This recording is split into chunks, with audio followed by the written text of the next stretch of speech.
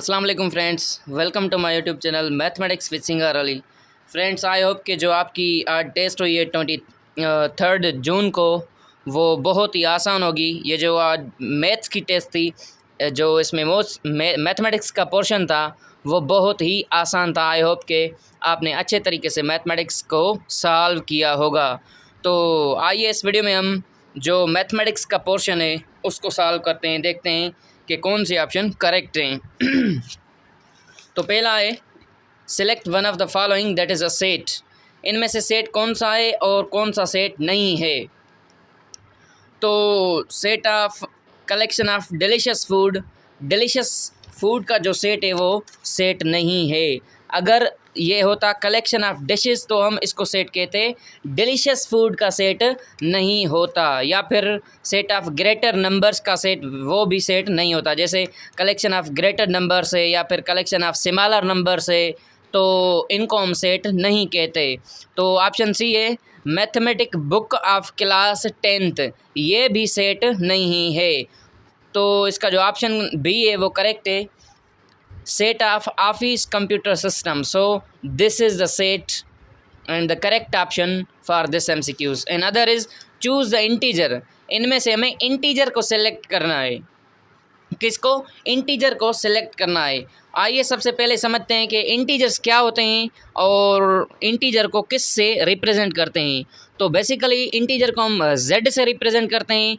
Integer में दो types के नंबर होते हैं, पॉजिटिव भी होते हैं, नेगेटिव भी होते हैं। ये 0 से स्टार्ट होते हैं, 1, 2, 3, 4, ये इधर चलते जाएंगे और इधर -1, -2, -3 और ये इधर चलते जाएंगे। तो इंटीजर में जो है वो फ्रैक्शन की फॉर्म नहीं होती। इंटीजर में डेसिमल फ्रैक्शन भी नहीं होता। तो पहला ऑप्शन है 3.5, ये तो एक डेसिमल फॉर्म है, डेसिमल फ्रैक्शन है, hence this is not the correct option. 1/4 क्या है? ये एक फ्रैक्शन है, प्रॉपर फ्रैक्शन है, ये भी इंटीजर नहीं है। क्योंकि इंटीजर की जो फॉर्म होती है वो एक कंप्लीट नंबर होता है, या फिर 2 होगा, 3 होगा, 4, 5, 6, 7, 8, 9, 10 अप टू सो ऑन, वो एक कंप्लीट नंबर होगा, होल नंबर होगा। या फिर एक नेगेटिव नंबर होगा, जैसे -7 हुआ, -100 हुआ, इसको हम इंटीजर कह सकते हैं। या फिर 0 होगा, 0 भी एक इंटीजर है। तो डेसिमल फॉर्म इंटीजर में नहीं होती, इंटीजर में डेसिमल फॉर्म नहीं होती। तो ऑप्शन सी है 0.775, इसमें भी डेसिमल फॉर्म है, hence this is not the right option. So जो ऑप्शन डी है वो करेक्ट है। क्यों? क्योंकि एक ये होल नंबर है, ये एक इंटीजर है, कोई डेसिमल फॉर्म नहीं, कोई परसेंटेज वगैरह नहीं, कोई जो फ्रैक्शन फॉर्म है वो भी नहीं। Hence the correct option for this is option D. Question number 43 है the square root of 64 is. ये तो बहुत ही सिंपल है कि स्क्वायर रूट ऑफ 44। फ्रेंड्स, 44 का स्क्वायर का मतलब है कि 64 को आप अंडर रूट में रखें। तो 64 को हम कैसे लिख सकते हैं? 64 को क्या हम ऐसे लिख सकते हैं 8 × 8? क्या 8 × 8 को हम लिख सकते हैं 8 का स्क्वायर? तो ये दोनों आपस में कैंसिल हो जाएंगे, तो इसका आंसर आएगा 8। Hence the correct option for this is option C, option C. क्योंकि ऑप्शन ए जो है वो 5 है, ऑप्शन बी 6 है, ऑप्शन सी क्या है? ऑप्शन सी 8 है। तो स्क्वायर रूट ऑफ 64 क्या होता है? 8 होता है। क्या होता है? 8 होता है। आइए इससे रिलेटेड कुछ और क्वेश्चंस कर लेते हैं, ताकि आने वाली जो टेस्ट हैं, डिफरेंट टेस्ट हैं, आप उनमें स्क्वायर और स्क्वायर रूट के जो क्वेश्चंस हैं वो अच्छे तरीके से सॉल्व कर सकें। अगर वो पूछें कि 4 का स्क्वायर क्या है, तो 4 का जो स्क्वायर है वो 2 होगा। 4 का स्क्वायर 2 क्यों होगा? या फिर 9 का स्क्वायर 3 क्यों होगा? या फिर 64 का स्क्वायर 8 क्यों होगा? आइए पहले इससे समझते हैं। Square and square root is a very basic concept that should be understood very well. तो आइए समझते हैं स्क्वायर और स्क्वायर रूट। स्क्वायर रूट, इन्होंने स्क्वायर रूट पूछा है फ्रेंड्स। तो आगे आने वाली टेस्ट में वो पूछ सकते हैं कि स्क्वायर रूट का वैल्यू क्या होता है। तो स्क्वायर रूट का जो वैल्यू होता है वो 1/2 होता है। स्क्वायर रूट का वैल्यू क्या होता है? स्क्वायर रूट का जो वैल्यू है वो 1/2 होता है। आइए समझते हैं कि स्क्वायर क्या होता है। जब आप किसी भी नंबर को सेम नंबर से मल्टीप्लाई करोगे तो जो नंबर बनेगा वो स्क्वायर नंबर होगा। जैसे 2 × 2 क्या हुआ, ये हुआ 2 का स्क्वायर। 2 का स्क्वायर का मतलब 2 × 2, तो इसका आंसर 4 आएगा। अगर हम 4 के ऊपर अंडर रूट लगाएं तो इसका आंसर 2 आ जाएगा। 3 को 3 से मल्टीप्लाई करें, ये हो जाएगा 3 स्क्वायर। 3 स्क्वायर का मतलब है 9। अगर हम 9 के ऊपर अंडर रूट लगा दें तो इसका आंसर आ जाएगा 3। 8 को मल्टीप्लाई करेंगे 8 से, ये हो जाएगा 8 का स्क्वायर। 8 स्क्वायर मतलब है 64। अगर हम 64 के ऊपर अंडर रूट लगा दें तो इसका आंसर आ जाएगा 8। आई होप कि आप स्क्वायर एंड स्क्वायर रूट अच्छे तरीके से समझ गए होंगे। तो आपको क्या करना है कि स्क्वायर रूट का वैल्यू याद करना है, ये बहुत ही इंपॉर्टेंट है। What is the value of a square? So the value of square is 1/2। This is very very very important. The value of square is 1/2। आइए अब चलते हैं नेक्स्ट क्वेश्चन की तरफ। तो choose terminating decimal fraction from the following. इनमें से हमें टर्मिनेटिंग डेसिमल फ्रैक्शन सिलेक्ट करना है। तो ये क्या है, 1/2 तो एक फ्रैक्शन है, ये डेसिमल फ्रैक्शन तो नहीं है, ये तो कॉमन फ्रैक्शन है। 1/2 क्या है, ये एक कॉमन फ्रैक्शन है। आइए थोड़ा सा सीख लेते हैं कि कॉमन फ्रैक्शन का कौन सा टाइप है। हो सकता है कि आने वाली टेस्ट में वो टाइप पूछ लें कि कॉमन फ्रैक्शन का कौन सा टाइप है, प्रॉपर फ्रैक्शन है, इम्प्रॉपर फ्रैक्शन है या फिर कंपाउंड फ्रैक्शन है। थोड़ा बहुत इसे भी सीख लेते हैं कि प्रॉपर फ्रैक्शन कौन सा होता है। वैसे 1/2 क्या है, 1/2 एक प्रॉपर फ्रैक्शन है। आइए थोड़ा लॉजिक से सीखते हैं कि 1/2 प्रॉपर फ्रैक्शन क्यों है। प्रॉपर फ्रैक्शन की जो डेफिनेशन है, प्रॉपर फ्रैक्शन की डेफिनेशन, प्रॉपर फ्रैक्शन, तो जो प्रॉपर फ्रैक्शन में उसमें न्यूमरेटर छोटा होता है डिनोमिनेटर से। 3/4 है या फिर 5/7 है, इसमें न्यूमरेटर छोटा होता है डिनोमिनेटर से। जो न्यूमरेटर है less than denominator. The condition for proper fraction is that numerator should always be less than denominator. जैसे 1/2 है, 3/4 है, numerator is less than denominator, is called proper fraction. और इम्प्रॉपर फ्रैक्शन क्या होता है, इम्प्रॉपर फ्रैक्शन, इम्प्रॉपर फ्रैक्शन, तो improper fraction इसका क्या होता है, रेसिप्रोकल होता है। 3/4 क्या है, एक प्रॉपर फ्रैक्शन है, इसका रेसिप्रोकल करेंगे तो हो जाएगा 4/3। तो 4/3 क्या है, एक इम्प्रॉपर फ्रैक्शन है। 2/3 क्या है, एक प्रॉपर फ्रैक्शन है, इसको रेसिप्रोकल करेंगे तो आंसर आएगा 3/2। तो 3/2 क्या है, एक इम्प्रॉपर फ्रैक्शन है। तो इसमें हमें क्या फाइंड करना है, टर्मिनेटिंग डेसिमल फ्रैक्शन। वैसे ये तो डेसिमल फ्रैक्शन नहीं है, ऑप्शन ए करेक्ट नहीं है। ऑप्शन डी भी एक कॉमन फ्रैक्शन है। कॉमन फ्रैक्शन का कौन सा टाइप है, ये भी एक प्रॉपर फ्रैक्शन है। हमें सिलेक्ट करना है टर्मिनेटिंग डेसिमल फ्रैक्शन। तो टर्मिनेटिंग डेसिमल फ्रैक्शन वो होता है जिसमें पॉइंट के बाद कुछ नंबर आ रहे हों। तो ऑप्शन बी में पॉइंट के बाद बहुत ही कम नंबर हैं, जैसे 1, 2, 3, 4 या 5 नंबर आ सकते हैं, उससे मज़ीद नहीं आ सकते। Hence the correct option for question number 44 is option B. Option C correct क्यों नहीं है, ये भी तो एक डेसिमल फ्रैक्शन है, लेकिन ये टर्मिनेटिंग डेसिमल फ्रैक्शन नहीं है। टर्मिनेटिंग किस वजह से नहीं है, क्योंकि इसमें ये डॉट्स लगे हुए हैं। अगर किसी भी फ्रैक्शन में, डेसिमल फ्रैक्शन में डॉट्स लगे हुए हों तो वो टर्मिनेटिंग नहीं, नॉन टर्मिनेटिंग डेसिमल फ्रैक्शन होता है। तो 0.66666 इसको हम क्या कहेंगे, इसको कहेंगे नॉन टर्मिनेटिंग डेसिमल फ्रैक्शन। ये क्या है, टर्मिनेटिंग, और टर्मिनेटिंग के साथ साथ हमें नॉन टर्मिनेटिंग डेसिमल फ्रैक्शन को भी सीखना होगा ताकि आने वाली टेस्ट में आपको कोई भी कन्फ्यूजन ना हो। तो 0.6 कंटिन्यू क्या है, ये एक नॉन टर्मिनेटिंग है, non terminating decimal fraction. I hope कि आपको टर्मिनेटिंग डेसिमल फ्रैक्शन और नॉन टर्मिनेटिंग डेसिमल फ्रैक्शन का कॉन्सेप्ट समझ में आ गया होगा। Now let's move to another question, that is if x is equal to 2, 4, 6, 8 and y is equal to 1, 2, 3, 6, then find x intersection y। Friends, इससे पहले जो 2 टेस्ट हुए हैं उनमें उन्होंने यूनियन पूछा है, इंटरसेक्शन पूछा है। आज फिर से उन्होंने दूसरी बार जो है इंटरसेक्शन का क्वेश्चन पूछा है। तो आइए समझते हैं कि इंटरसेक्शन क्या होता है। इंटरसेक्शन मैंने जो कल वाला वीडियो था उसमें मैंने इंटरसेक्शन डिटेल में सिखाया है। अगर आपने नहीं सीखा तो आइए इसी वीडियो में सीखते हैं व्हाट इज़ इंटरसेक्शन। तो x intersection y is equal to, पहले x के एलिमेंट लिखेंगे 2, 4, 6, 8। उसके बाद इंटरसेक्शन की साइन लगाएंगे। उसके बाद क्या है y, तो y के एलिमेंट्स लिखेंगे। इसके एलिमेंट है 1, 2, 3, 6। तो इंटरसेक्शन का मतलब है दोनों सेट्स में जो कॉमन एलिमेंट हैं वो आंसर होता है। दोनों सेट्स में जो कॉमन एलिमेंट्स हैं वो आंसर होता है। अगर इधर 2 है, इधर भी 2 है, तो 2 आंसर में आएगा। इधर 4 है, इधर 4 है, तो 4 आंसर में आएगा। लेकिन इधर 4 है, इधर 4 नहीं है, हेंस जो 4 है वो इस सेट में नहीं आएगा। इधर 6 है, इधर भी 6 है, तो इसमें 6 भी आएगा। इधर 8 है, इधर 8 नहीं है, तो इसका जो आंसर होगा वो होगा 2, 6। आइए ऑप्शन में चेक करते हैं कि क्या 2, 6 है या नहीं। तो पहला है 2, 4, 6, 8। दूसरा है 2, 6। The correct option for this is option B.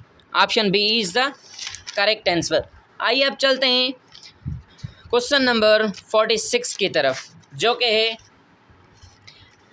If we round off the decimal, जो कि है 3.8461। इसको हम ऐसे रीड करते हैं 3.8461 up to 2 decimal places we get. कहता है कि अगर हम 3.8461 को राउंड ऑफ करें अप टू 2 डेसिमल प्लेसेस तो हमें कौन सा आंसर मिलेगा। Do you know about the round off data? आइए थोड़ा सा सीख लेते हैं कि राउंड ऑफ डेटा क्या होता है। Round off data friends, round off data के 3 जो हैं वो रूल होते हैं। तो इनमें से 2 बहुत ही इम्पॉर्टेंट रूल हम आज डिस्कस करते हैं। तो पहले ये क्वेश्चन उठाते हैं जो कि है 3.8461।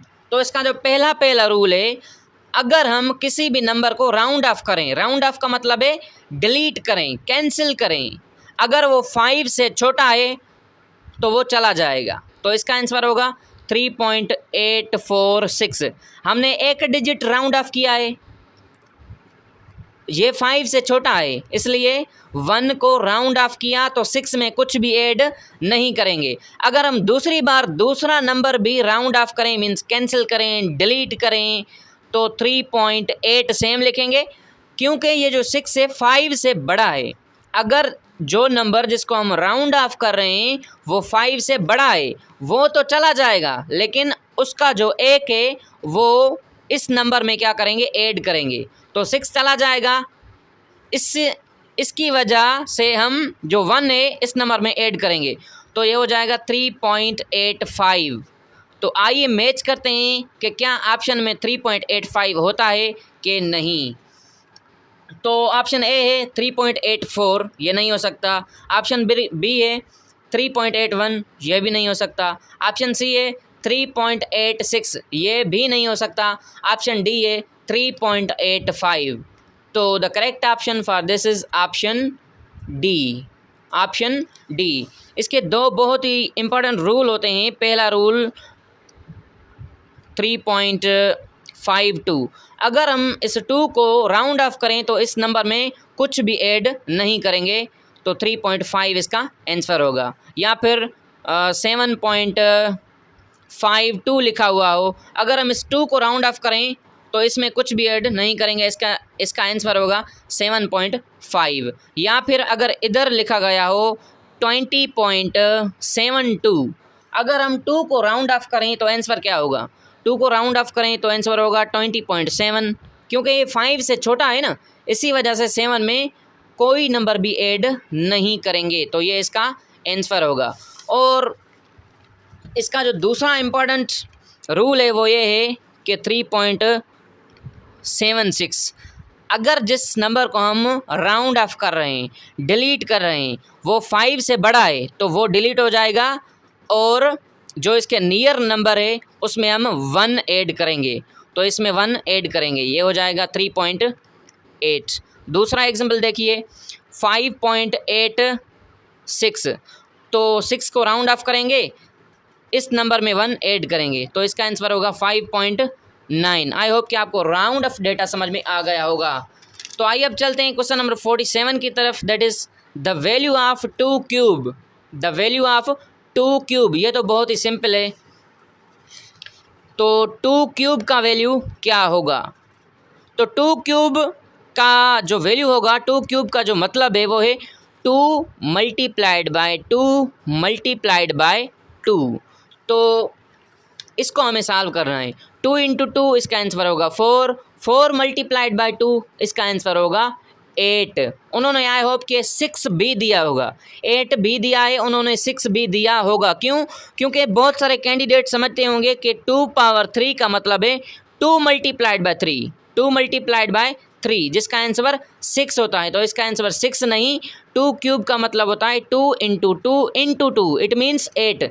तो आइए चेक करते हैं ऑप्शंस में कि 8 होता है या फिर नहीं। तो देखो इन्होंने 6 भी दिया है, 8 भी दिया है। 6 इसी वजह से दिया है क्योंकि उनको पता है अगर आपने मैथमेटिक्स नहीं पढ़ी तो आप क्या करेंगे, 2 क्यूब का मतलब समझेंगे कि 2 मल्टीप्लाइड बाय 3, इसका आंसर 6 होगा। तो ऑप्शन में भी 6 मौजूद है, इसी वजह से आप टिक कर लेंगे, लेकिन ये गलत है।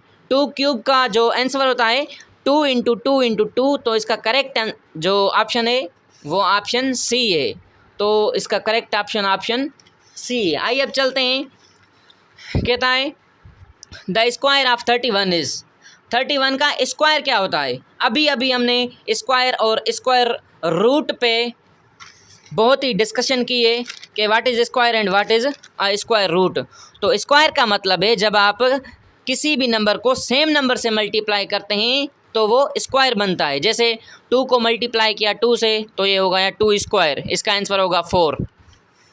तो कहता है कि 31 का स्क्वायर क्या होगा? 31 मल्टीप्लाइड बाय 31, जब हम 31 को मल्टीप्लाई करेंगे 31 से तो ये हो जाएगा 31 का स्क्वायर। अब ये तो मल्टीप्लिकेशन है, ये तो बहुत ही सिंपल और बहुत ही आसान है। आइए इसको सॉल्व करते हैं।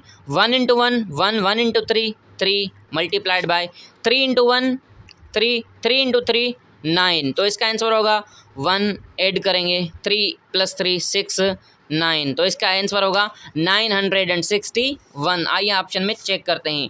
तो पहला ऑप्शन है 62, ये तो नहीं, ऑप्शन बी है 961। The correct option for this is option B. Now let's move to another question, that is if A comma B comma C belongs to real number then, अगर 3 number real number से belong करते हैं तो फिर इनमें से कौन सा करेक्ट ऑप्शन है?